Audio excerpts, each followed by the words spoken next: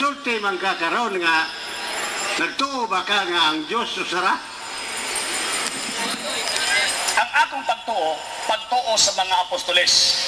Pagtuo sa apostol. Sa tipa. Tuman ako.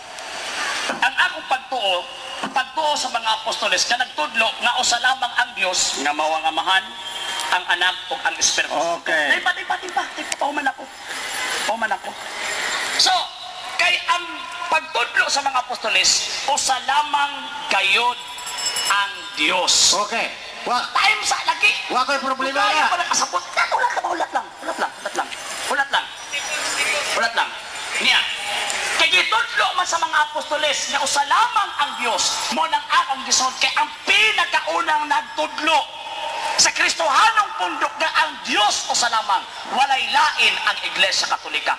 Ang Seventh-day Adventist o Sabadista, produkto na ni Ellen G. White. Basahon na kung what people need to know. Libro sa mga Sabadista ang gingon. The gift of prophecy was active in the ministry of Ellen G. White, one of the founders of the Seventh-day Adventist Church. So ato, nagtuog ang usa ni Dios, dito ko sandig sa mga apostoles. Ang sa imo, nagtuog ka ng usa ni Dios, pero dili sandig sa mga apostoles. Duhara ang naas bilya nagtuog Dios. Ang nagtuog Dios, nagtuog ang Kristo.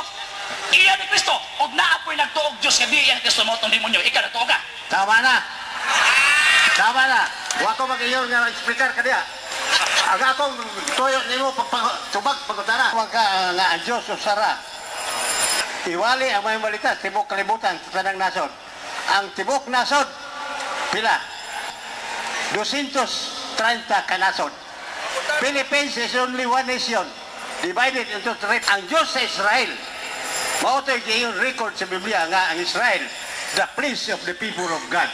Karon, ang Diyos sa Israel, mao buhay itong Diyos dire.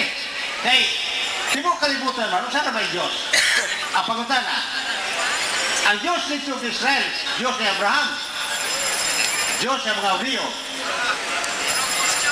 usara. Karon ang pagutana. Karon ito magkakaikaw usara ka Diyos. Gano'n man na pag-abot din sa Davao, kisa man ang Diyos din kaysa may nagsugo na Diyos na sumara sa Jerusalem. Ang Diyos sa Jerusalem, usara Diyos na ito diri usara.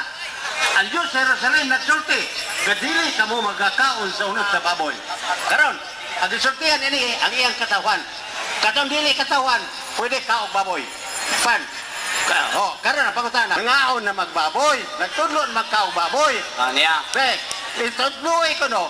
Kaysa man ang Diyos ni inyong gilagaran diri, nga nagtudlo nga ang baboy, pagkaon na. Pero tumaga. Okay, tuba. Salamat sa nindot o tawag anang bisag hiwi kung sa gitara pa sintonado pero bisag sintonado ato na angayon. Oh. Sama no. Niya. Walay Katoliko. Walay pari. Nginisulti pagkaon mo baboy. Kaya kung kanon mo ng baboy, ubalos na, mamaak na sa imo. Ang gingon, mukaon kas pa ng karne na ipakaon. Apil ng karne sa baboy. Pangutana, kinsa mang Diyos na nagsugo na ipakaon ang tanang karne makaon, ilabi na gibaligya sa merkado. Kinsa mang Diyos ang sugo na katong Diyos sa San Pablo, nga mo po'y Diyos nako. Panahon mo ang pagpangutana, dili panahon ang pagtubag ni High blood. Ang gusto niya, mo niya akong gingon. Ang sige panaway, sige mo kaog baboy. Mo'y unang mainit. Mo'y unang masuko. O siguro sige kaog baboy siguro. High blood. Ha? So, iklaro sa moderator nga, okay? Ang basahon. Okay.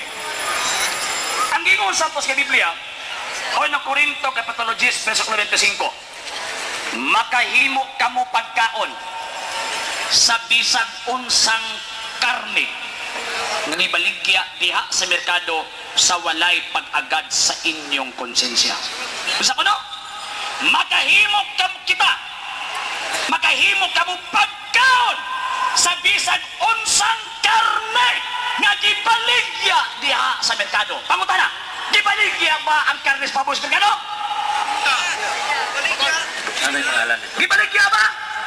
Sumara, simpliya, ipagkaon dili. O, ikaw na di mo kaon. Kaon ko'y kalamian na.